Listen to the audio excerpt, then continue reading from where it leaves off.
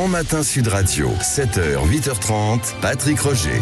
Il est 8h13, Lévy sans interdit. Bonjour Elisabeth Lévy. Bonjour Patrick. Et bonjour à tous. Françoise Degois, évidemment, qui est aussi avec nous tout à l'heure pour débattre dans un instant. Alors, vous revenez, Elisabeth, sur Polanski, le cinéaste, qui était poursuivi en diffamation par la comédienne Charlotte Lewis et qui a été relaxé. Eh bien oui Patrick, la terreur MeToo s'est fracassée sur le rock Polanski, l'ex-comédienne, parce que franchement depuis la fin des années 90, elle est quasi absente des écrans, donc l'ex-comédienne qui a accusé Polanski de viol sans preuve et sans plainte pénale s'estimait outragée et diffamée parce que lui avait répondu en la traitant de menteuse. Eh bien le tribunal a estimé qu'il avait le droit de se défendre et que la comédienne avait participé, je cite, à la vindicte engagée contre lui. Cela signifie peut-être que la parole d'un accusé ne vaut pas moins que celle d'une accusatrice.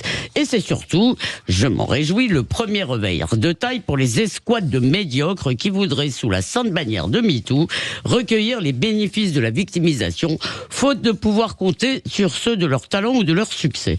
Alors avec Polanski et Depardieu, ces escouades ont fabriqué des monstres. On est dans un registre politico-religieux. Godrèche, avec ses pulls, avec des Spirou, n'est plus comédienne. C'est la mater ou la fillette Dolorosa, le gourou, la Torquemada en chef de cette inquisition. Et seulement, c'est bien ça le problème, la justice pèse en effet peu face aux meutes médiatiques. Charlotte Lewis, donc qui vient d'être déboutée et un peu ridiculisée par le jugement, figure dans les 100 visages choisis par le monde pour célébrer en fanfare ce nouveau macartisme, le MeToo Cinéma, en ouverture de Cannes, qui deviendra bientôt, qui sera un festival d'accusations, de soupçons, de rumeurs et de règlements de compte. Eh bien, Camille Cotin a été ovationnée quand elle a réclamé cette loi MeToo, initiée par Muriel Réus, donc, et Anna Mouglalis. Ah oui, on en a parlé tout à l'heure. Oui. Alors, pourquoi ce serait une mauvaise idée ? On l'a vu tout à l'heure avec Muriel Réus. Ça peut être une bonne idée. Françoise y reviendra. Oui, je suis en désaccord total, peut-être, et sans doute avec Françoise, mais en tous les cas, avec Muriel Réus, mais alors, de bout en bout. Pourquoi ? D'abord, parce qu'il y a déjà des lois, figurez-vous. On n'a pas découvert, si vous voulez, la France n'est pas passée en 2020 de l'ombre à la lumière. Si vous voulez, il y avait déjà des condamnations pour viol, donc elles peuvent être améliorées, mais elles existent. Et surtout, ce que veulent les pétitionnaires, ça n'est pas la justice, c'est une loi des suspects et une justice d'exception qui condamne sans preuve. Elles veulent une définition du viol tellement extensive qu'elle permettra de requalifier tout rapport sexuel au nom d'un ressenti postérieur. Et elles veulent en fait des tribunaux qui croient les femmes sur parole. Elles ne veulent pas les formes de la justice.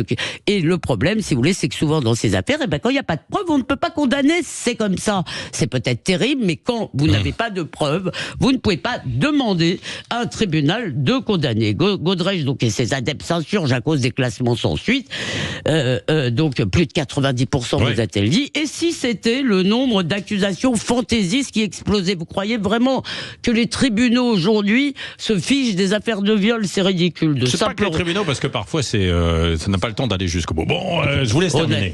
De simples rumeurs, il y a 15 jours, on semait la panique dans le milieu du cinéma. Il y a des projets qui ont été interrompus, il n'y avait rien. Il n'y avait même pas une liste, il y avait rien. Il y avait des rumeurs et des ragots, parce que chacun a la peur que son poulain ou soi-même soit dans la nouvelle charrette. Alors il y a une bonne nouvelle, c'est quand même que la résistance commence. Dans l'opinion hier, David Lisnard et Chloé Morin, la politologue, s'insurgent contre cette terreur, parce que ne vous y trompez pas, chers amis. Aujourd'hui, ce sont les célébrités, demain tout le monde y passera. Tout homme qui n'a pas une sexualité de moine ou de bon père de famille, et même parfois cela, risquera d'être jeté au chien. Après MeToo cinéma, MeToo sport, MeToo média, MeToo théâtre, hôpital, église, on attend MeToo boulangerie et MeToo des clubs échangistes. MeToo partout, ça s'impose, mais l'apothéose, bien sûr, ce sera MeToo, quand cette sordide révolution finira par guillotiner, symboliquement bien sûr, les Robespierre d'aujourd'hui. Françoise Degois. Bon, vous avez entendu aussi tout à l'heure Muriel Réus. Qu'est-ce que vous dites à Elisabeth Lévy? Qu'est-ce que vous voulez que je dise à Elisabeth Lévy? Comme chaque semaine, chaque fois que je suis face à Elisabeth Lévy, c'était le cas déjà la semaine dernière sur la question de MeToo. Je ne peux pas évidemment cautionner tout ce que vous dites. Et d'ailleurs, je suis totalement opposé à tout ce que vous dites et à cette caricature, à la révolution qui dévore ses propres enfants. Bien sûr que la tribune de Muriel Réus est instaurée par Muriel Réus et Anna Mouglalis. Elle est est très intéressante. Sur les classements sans suite, Patrick ne vous a pas interrompu, mais moi non plus d'ailleurs. Mais le classement sans suite, c'est pas simplement quand les plaintes arrivent au tribunal, c'est déjà pour commencer sur le commissariat. Je vous trouve vraiment absolument injuste avec la parole des femmes. Je vous le dis, Elisabeth, et chaque semaine je vous le dis, mais on sera jamais d'accord. Je pense que ce que vous faites, la caricature que vous faites, par exemple, de Judith Godel, de la souffrance des femmes, de la définition du viol, c'est pas que ça m'étonne de vous, mais vous devriez avoir une sensibilité plus importante à ce qu'est la souffrance des femmes. Voilà. Donc je suis complètement en désaccord avec ce que vous dites. Je pense que cette loi est importante. Je pense que ce qui se passe avec MeToo est fondamental. C'est une libération, que vous le vouliez ou pas. Eh bien, il faut rééquilibrer ces rapports-là. Ils sont en train d'être équilibrés. Tout simplement. Attendez, je vous réponds maintenant. D'ailleurs, attendez, je termine en disant que sur la liste, en fait, on était d'accord sur l'horreur de la méthode de la liste, voilà. Mais il y a quand même un fait, c'est que il y a aucun nom cité sur la liste, mais il y a Alain Sard, 9 personnes qui portent plainte contre lui pour viol. C'est beaucoup. Alain Sard, producteur star du cinéma français. Voilà. Et j'ai adoré Camille Cotin si hier. 9 personnes portent plainte. J'entends bien, c'est très bien. Peut-être que 9 personnes portent plainte. Je pense qu'on pourrait attendre de voir comment donner les plaintes. Mais je crois surtout que c'est que 9 personnes qui témoignent dans elles. Et excusez-moi, vous dites que je caricature. Non. Et je vous donne rendez-vous ici dans quelques années. Quand cette terreur, si vous voulez, dans quelques années, dites donc. Oui, vous n'êtes pas débarrassé de nous, Patrick. Si c'est ça l'affaire. Sinon, ce serait considéré comme une agression sexiste. Voilà. Non.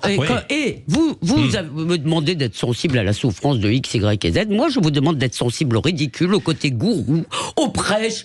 Mais enfin, je ne suis pas la seule à voir. Si vous voulez, quand elle parle, excusez-moi, on est dans une réalité parallèle. Moi, je la vois comme un gourou, une espèce de... Et là, dès qu'elle a dit... Écoutez, cette histoire de fillette, on appelle fillette, elle s'appelle fillette.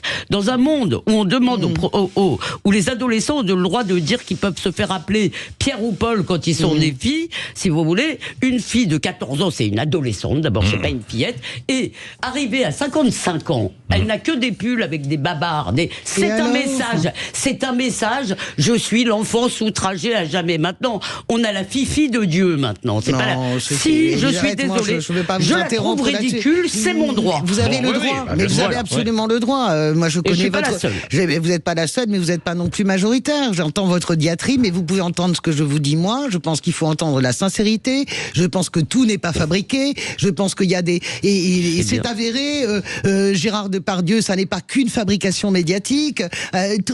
Tout n'est pas qu'une fabrication médiatique. À partir du moment où vous jetez l'opprobre comme ça sur les porteurs du message, Elisabeth, vous savez très bien que vous jetez l'opprobre sur le message en entier. Je peux pas imaginer, vous, Elisabeth, que vous ne soyez pas sensible à l'idée que des femmes doivent libérer leurs paroles. Je réponds d'un mot parce que ça me paraît très important. Je vous le dis, je ne suis sensible à rien de tout cela. Je n'y crois pas un instant. C'est une révolution, comme elle le disait elle-même, et c'est une révolution qui porte sa terreur dès le début, car on n'aura jamais la justice en lynchant dans les médias. Jamais. Non, mais c'est la barbarie. Le vrai sujet, c'est la barbarie. Le vrai sujet, c'est vrai, on l'a évoqué en fait aussi. Oui, c'est la barbarie. On l'a évoqué tout à l'heure. Quand des hommes sont jetés en pâture, sur la moindre preuve, c'est de la barbarie. Ok, mais il y a forcément, il y a des enquêtes qui sont en cours, il y a des témoignages qu'il faut entendre. Enfin, vous n'allez pas inverser quand même la charge de la preuve. Quand vous avez vous qui l'inversez. Mais quand vous avez un homme qui se comporte comme un prédateur, c'est pas un homme de prouver qu'il n'a pas violé. Mais écoutez-moi, quand vous avez un homme qui se comporte comme un prédateur avec des choses qui sont avérées, on a l'impression que tous les hommes sont innocents et que toutes les femmes sont coupables. Et on a l'impression que les femmes sont de saintes femmes qui ne se vengent jamais de rien, qui veulent jamais récupérer la garde des enfants, qui veulent jamais se venger d'un mec. Mais enfin, vous en avez 50 000 autour de vous. C'est incroyable. Elisabeth, arrêtez, vous faites comme ça. Non, je n'arrêterai pas. Je n'arrêterai pas. Bon, très bien, moi non plus. Toutes les semaines, on va faire ça. Petite pause, mais on discute, on continue dans un instant, puis on va parler aussi de la campagne des européennes qui est percutée aussi par cette ultra-violence. Évidemment, le fourgon hier, c'est assez terrible, et puis la nuit d'émeute du côté de la Nouvelle-Calédonie, on l'évoque dans un instant. Adrien Quatennens, invité tout à l'heure de Jean-Jacques Bourdin à 8h30.